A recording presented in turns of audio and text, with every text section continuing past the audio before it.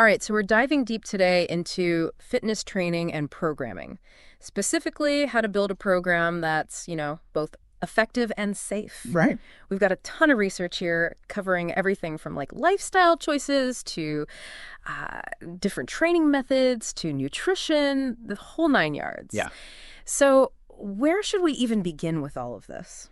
Well, before we even think about like lifting weights or hitting the treadmill, I think we need to understand the person, you know, Okay. their lifestyle, their health. That's really the foundation of any good fitness plan. So, it's more than just like going to the gym. Oh, absolutely. Yeah. Fitness is really woven into how you live your life, every single day. It's not just about working out, for example. I mean, we all know exercise is good for your heart, for your bones, all that. Hmm. But did you know it also has a huge impact on brain power? Really? Studies actually show it can sharpen your thinking, help with memory. Wow. Yeah, it's like a mental tune-up. Okay, that alone is pretty motivating, honestly. Right. So what kind of things specifically should we be thinking about when we talk about lifestyle? Well, we've got to consider both the good and the bad, right? So regular exercise, of course, that's a huge plus. Yeah. But we also need to think about things like how much sleep are you getting? Mm-hmm. What are your stress levels like? And even, this might sound a little strange, but how much you enjoy taking risks. Risks, like with my workouts. Not just in the gym, no. Think about activities that kind of push you outside your comfort zone, but in a healthy way. Okay. Maybe it's hiking a new trail, trying rock climbing, or even just exploring a new part of town. All right, right. These things build confidence and resilience, which can really help you stick to your fitness goals. That's a really cool way to look at it. It's almost like a mental workout too, right? Exactly. So let's say I've thought about my lifestyle. What's next? Next comes a bit of a checkup. Think of it like making sure we're good to go before we really hit the gas. So are we talking doctor's visits, blood tests, all that? Not necessarily. I mean, we can start with some simple screenings. There are questionnaires like the PARQ, which helps kind of flag any potential issues. And then we might look at things like blood pressure, resting heart rate, BMI, your body mass index, Okay. and your waist to hip ratio. Okay, so we're getting some numbers now. What do those numbers actually tell us? Well, this is where the concept of normative data comes in. Mm-hmm. Imagine comparing your results to, others in your age group or even to athletes. Right. It helps us see how your fitness stacks up and gives us a baseline for your program. So it's almost like figuring out where you are on the map before you start a road trip, I guess. Yeah, exactly. Now, what about fueling this whole fitness journey? Nutrition. That's the fuel that makes it all run right. Let's break down some common terms you've probably heard, but maybe not fully understood. Perfect, yeah. Because sometimes all the food talk can be really overwhelming. Right. We'll keep it simple. You've got your RDAs. Those are like the recommended daily doses of nutrients. Mm. Then you've got energy measures like calories, which tell you how much energy is in food. And the key is balancing those calories you take in with the energy you burn. Got it. So if I eat more than I burn, I gain weight, and if I burn more, I lose weight. Exactly. And your basal metabolic rate, or BMR, comes into play here too. Okay. It's the number of calories you burn just by existing, even at rest. Oh, okay. So BMR is like my body's baseline calorie burn. Yep. But what about all those different nutrients we hear about all the time? Where do they fit in? Let's start with macronutrients. Those are the big three. Mhm. Carbohydrates, fats, and proteins. Okay. Carbs are your primary energy source. Fats provide insulation and help you absorb vitamins. And proteins are the building blocks for muscles and tissues. So we need all three, but how much of each should we be aiming for? That depends on a lot of factors like your age, how active you are, and what you're aiming to achieve. Right. Yeah. But in general, a balanced diet includes a good mix of all three. Hmm. Then you've got micronutrients, the vitamins and minerals. We need those in smaller amounts, Right. but they're still super vital. Right. So those are for like immune function, strong bones, keeping my energy levels up. Right on. And let's not forget the most important nutrient of all, Mm-hmm. water. Yes. Staying hydrated is absolutely crucial for performance, especially when you're working out. I know for me, dehydration makes me feel sluggish physically and mentally. So we've got the basics of nutrition down, but are there specific strategies people can use to like really fuel their workouts? There are definitely ways to fine-tune your nutrition to get the most out of your training, like adjusting your calorie intake based on your goals. Okay. If you're trying to gain muscle, you'll need to eat a bit more. Mm-hmm. Want to shed a few pounds, you might need to eat a bit less. This is where it gets tricky for me. Like, what should I actually be eating? If you're building muscle, focus on protein-rich foods. Yeah. For weight loss, prioritize nutrient-dense foods that are lower in calories. Right. And then there's a whole other world of what we call ergogenic aids, things people use to enhance their performance. Oh, you're talking about like energy gels, protein shakes, that kind of thing. Exactly. They can be helpful, but it's important to use them strategically and know the potential downsides. Okay. Energy gels, for instance, they can give you a quick boost during a long workout. Protein drinks can aid in muscle recovery. And some athletes swear by carbohydrate loading before a big event. Oh, right. Yeah. Yeah. It really depends. Sounds like there's a lot to consider when it comes to nutrition. I'm already starting to think about how I can apply this to my own routine. That's what we want. This is great. So we've laid the groundwork with lifestyle and health. We've fueled up with nutrition. What's next in building this personalized fitness program? Now the fun begins. Let's dive into the different training methods you can use to reach your goals. Okay, let's do it. Okay, so we're back and ready to get into those training methods. This is where we actually start building the workout, right? Exactly, yeah.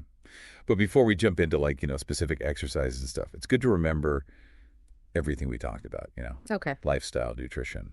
It's all part of this puzzle. Right. It's not just about hitting the gym. It's about creating a whole lifestyle that supports your fitness. Yeah, that's a great way to put it. And that's where those program design principles we mentioned earlier come in, right? They give us like a blueprint for building a program that's, not just effective, but also something you can stick with, something you enjoy. Right. Okay.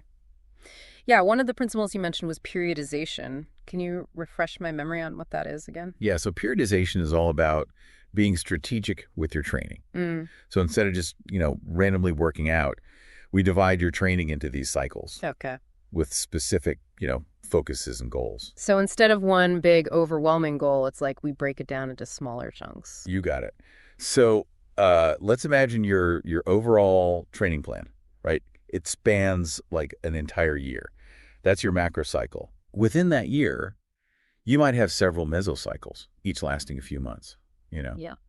and focusing on something specific, like building strength or increasing endurance. Gotcha. So those are like the bigger chunks. What about the week-to-week stuff? Those are your microcycles, and they detail what you're actually doing each day, Okay. your workouts, your rest days, everything. So periodization is like having this roadmap, for my entire fitness journey. Breaking it down into like these manageable phases. But how do we actually choose the right exercises? Yeah, that's a great question. I mean, there are tons of exercises out there, right? Right. The ones you pick, well, they should match your goals, your current fitness level, even, the equipment you have access to. Okay. So if I want to get stronger, I should probably focus on those big compound exercises, right? Yeah. Like squats and deadlifts, the ones that work multiple muscle groups. Exactly. Those are great for, building that overall strength. If you're more focused on cardio, well, then running, swimming, cycling, those would be higher on your list. Right, right. So the exercises should like align with what I'm trying to achieve. Yeah. What about the order I do them in? Does that matter? It can, yeah. Generally, you want to tackle those compound exercises first when you have the most energy. Okay. Then you can move on to isolation exercises, which target, specific muscles. So big moves like squats first, and then maybe like bicep curls or tricep extensions later on. You got it. Another important factor is training volume, which is basically, how much total work you're doing. Oh, okay. So is that like the number of sets and reps I'm doing for each exercise? Exactly. And we need to be strategic with volume, to avoid overtraining, make sure you have enough time to recover. I'm guessing there's no like magic number for everyone, right? Right. Your ideal volume depends on, your training experience, how fit you are right now, and your overall goals. Okay. So volume is like how much I'm doing. What about intensity? Like how hard am I actually pushing myself? Yeah. Intensity is key. We can measure it in a few ways, like heart rate, how much effort you feel like you're putting in, or even the percentage of your maximum weight you can lift. Oh, okay. So if I'm running, intensity is like how fast I'm going. And if I'm lifting weights, it's like how heavy those weights are. Exactly. And just like with volume, we got to find that sweet spot for intensity. We don't want to go all out, every single workout. Yeah. That's a recipe for burnout. Yeah, that makes sense. Should I be like changing the intensity throughout my workout? You can definitely vary it. You might have days where you push harder and then days where you focus on, like active recovery or lighter work. Okay. And this helps kind of challenge your body in different ways and prevents, those dreaded plateaus. It's like keeping your body guessing, right? So it doesn't get too used to the same routine. Speaking of keeping your body happy, what about rest and recovery? I know it's important, but I'm definitely guilty of skipping it sometimes. I think we've all been there.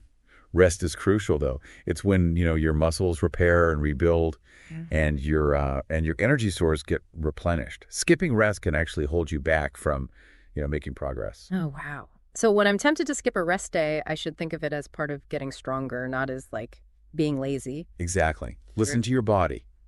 Aim for at least, 1 or 2 rest days per week. Take more if you need them. Don't underestimate the power of rest. Okay, rest, check. Now, how do I know if all this hard work is actually paying off? Like, how do I track my progress? Yeah, tracking super motivating. It helps you see how far you've come and, identify areas where you might need to adjust your program. Mm-hmm. The metrics you track kind of depend on your goals. Trying to lose weight, you might track your weight, body fat percentage, or how your clothes fit. And for strength training, I could track, like, how much weight I'm lifting. Exactly. And keeping a workout log can be really helpful here. You can track your sets, your reps, the weight you used, even how you were feeling that day. Right, right. So it's not just about the numbers, but also, like, noticing how my body's responding to the training. That's a key insight, yeah. And speaking of adjusting, your training program shouldn't be set in stone. It should evolve as you do. So it's not about finding, like, the perfect program right away, but more about fine-tuning things as I go. Exactly.